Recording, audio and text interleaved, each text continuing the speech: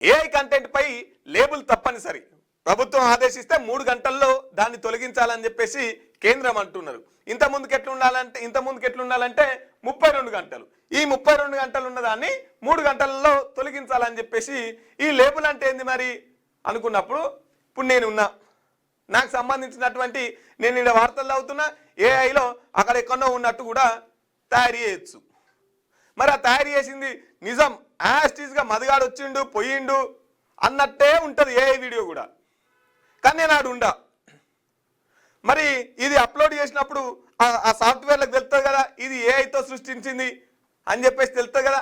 దాని మీద ఆ వీడియో మీద ఒక స్టిక్కర్ వేయాలి, ఇది ఏఐతో సృష్టించబడిన వీడియో అని చెప్పేసి వాళ్ళే ఒక స్టిక్కర్ వేసిర్రు అనుకో, ఎంతమందికి షేర్ చేస్తే అంతమందికి పోయింది అనుకో, ఓహో ఇది రియల్ కాదు ఇట్లా క్రియేట్ చేసింది అని చెప్పేసి అందరికి అర్థమవుతుంది కదా.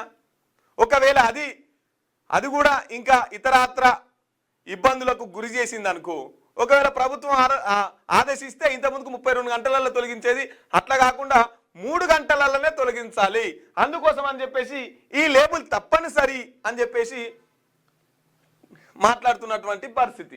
ఇగో టెక్నాలజీ పెరిగితో బాధ, టెక్నాలజీ పెరగకపోతే బాధ. కాబట్టి ఉన్నదాన్ని మంచిగా వినియోగించుకుంటే ఏ బాధలు ఉండవు. మంచి కంటే మనం చెడుగానే ఎక్కువ వినియోగిస్తాం కదా, అవకాశం ఉంటే అప్పుడు మళ్ళీ ఇట్లా ఇవన్నీ నిబంధనలు తీసుకురావాల్సి ఉంటుంది.